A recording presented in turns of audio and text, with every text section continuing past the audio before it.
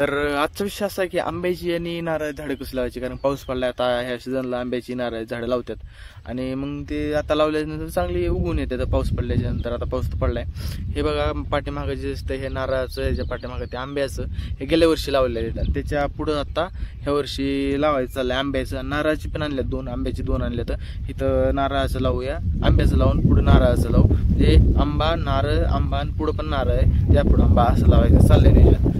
मी काय करत आहे, हे खुरपं आहे, खुरप्याच्या सहाय्याने काढत आहे, म्हणजे खड्डा खोदत आहे, कारण माती तर ओलीच आहे, पाऊस पडल्यामुळे चांगली भुसभुशीत माती, त्यामुळे खुरप्याच्या सहाय्याने निघते आहे चांगली.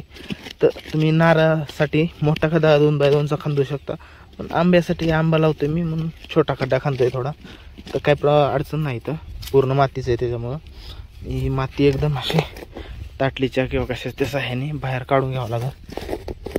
म्हणजे खड्डा मोठा झाला की चांगलं झाड, म्हणजे आपल्याला खड्डा मोठा झाला की त्यात शेणखत वगैरे जास्त टाकता येते आणि झाड पण लवकर सुधारतंय. मग आता हे खड्डा असा मोठा चांगला खांदून 2x2चा खांदू शकता तुम्ही, मी थोडा छोटा खांदतोय.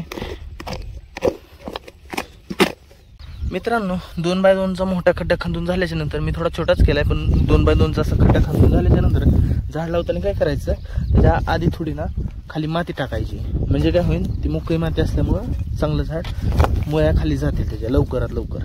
त्यासाठी आधी मोकळी माती टाकून घ्यायची, त्यानंतर ना शेणखत टाकायचं. शेणखत असं पूर्ण एकदम ओलं नसलंच पाहिजे, असं कोरडं कोरडं शेणखत असं टाकून घ्यायचं. त्याच्यानंतर काय करायचं, ही जी झाडाची पिशवी आहे ही काढायची, झाडाला ठेवून घ्यायचं. मी ठेवून घेतो झाड, तोपर्यंत तुम्ही ना चॅनलला सबस्क्राईब करून घ्या. मित्रांनो हा बघा कसं काय आलंय खतरनाक, इकडून एकदम काळ भंगार झालंय, पाऊस येण्याची दाट शक्यता आहे. इकडे बघा कसं काय आलंय, खतरनाक आभा आलंय की नाही. झाड जे आहे ते प्रॉपर मधोमध ठेवून घेतलंय पिशवी काढून, आणि त्याच्यानंतर काय करायचं, साईडने आपल्याला माती टाकायची.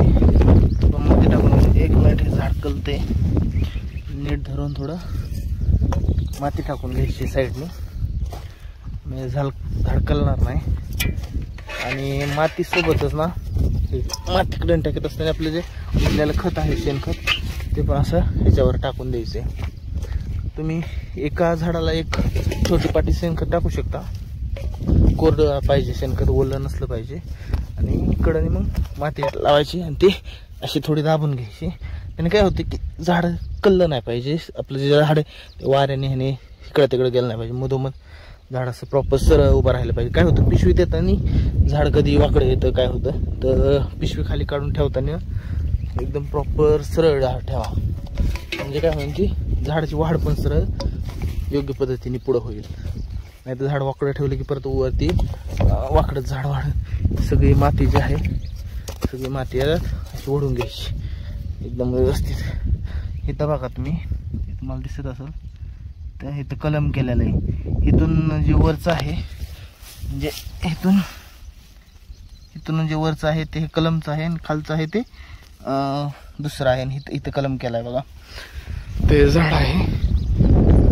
आणि या झाडाला ना पाणी ओतून घ्यायचं. आता पाणी वगैरे ओततोय झाडाला, तर थोडं पाणी ओततो. तुम्ही फॉलो वगैरे सबस्क्राईब करून घ्या, लाईक शेअर काय असेल ते सगळं. आणि बाकीची पण झाड आपल्याला लावायच्यात, बाकीची लावून घेतो. आंब्याचे एक लावले, नारळाचे 2 लावायचे राहिलेत, अजून आंब्याचं लावायचे एक राहिले, सगळं लावून घेतो. चला भेटूया पुढच्या व्हिडिओमध्ये.